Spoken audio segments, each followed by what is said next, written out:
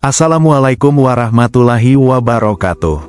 Selamat datang di Hijrah Gateway, tempat kita bersama belajar sejarah Islam, peradaban, dan ilmu pengetahuan dengan sudut pandang yang lebih luas dan ilmiah. Banyak dari kalian yang telah meminta kami untuk membahas sosok misterius yang disebut dalam Al-Quran, yaitu Zulkarnain. Siapa sebenarnya dia? Apakah dia seorang nabi, seorang raja, atau hanya seorang pemimpin yang saleh?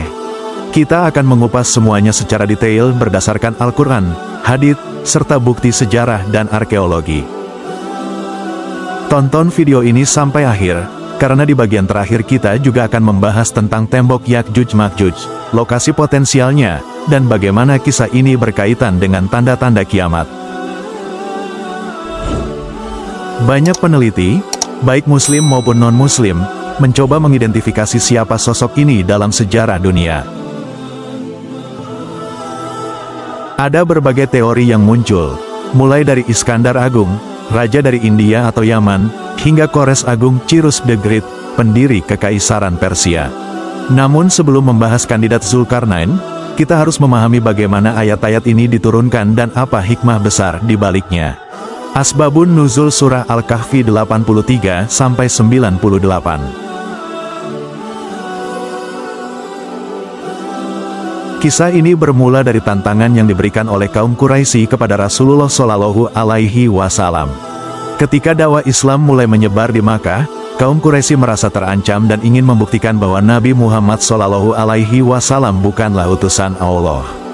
Mereka kemudian pergi ke Madinah untuk berkonsultasi dengan para rabi Yahudi, yang dikenal memiliki pengetahuan tentang kitab-kitab terdahulu.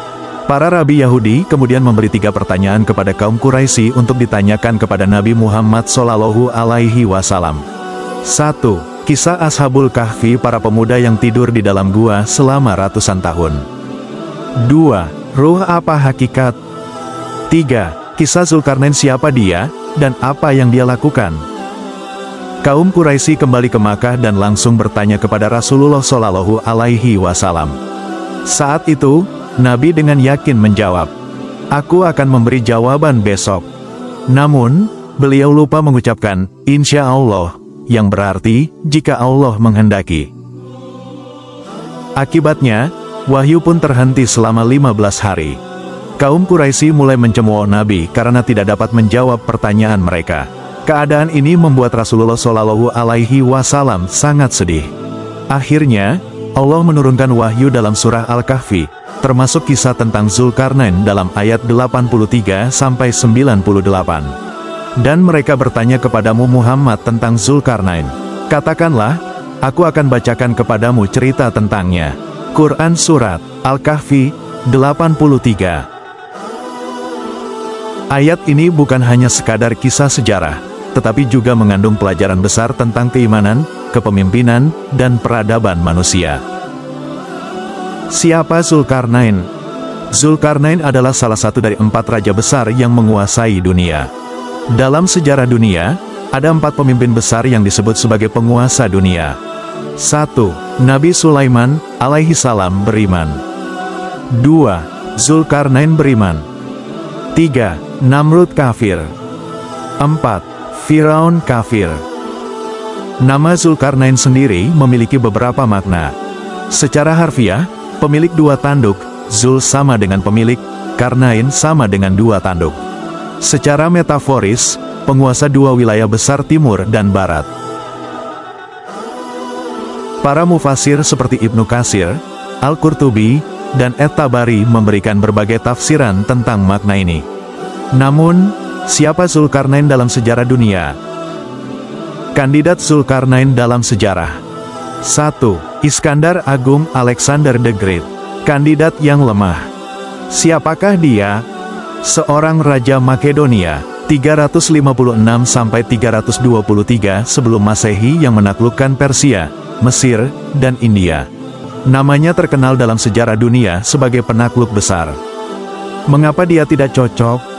Bukan Muslim. Sejarah mencatat bahwa dia menyembah dewa-dewa Yunani. Tidak membangun tembok Ya'juj-Ma'juj. Bertentangan dengan Al-Quran, tidak dikenal sebagai pemimpin yang adil dan beriman. 2. Raja dari Yaman atau India. kandidat yang kurang kuat. Beberapa teori mengatakan Zulkarnain adalah raja dari India atau Yaman. Namun, tidak ada bukti sejarah yang kuat tentang perjalanan mereka ke timur dan barat seperti yang dijelaskan dalam Al-Quran. 3. Kores Agung Cyrus the Great, kandidat yang paling kuat. Siapakah dia? Pendiri Kekaisaran Persia Achaemenid 559–530 sebelum Masehi.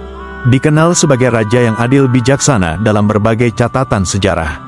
Namanya disebut dalam kitab Yesaya sebagai raja yang diutus Tuhan. Mengapa dia cocok?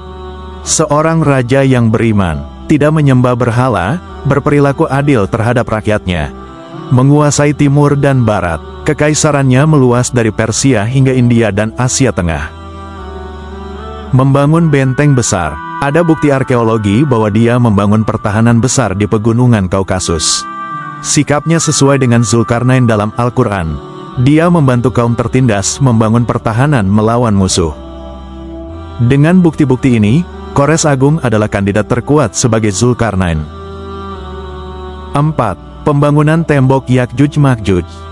Ketika Zulkarnain mencapai suatu tempat di antara dua gunung, dia bertemu dengan kaum yang tertindas oleh Yakjuj-Makjuj. Wahai Zulkarnain, sesungguhnya Yakjuj dan Makjuj adalah orang-orang yang membuat kerusakan di bumi.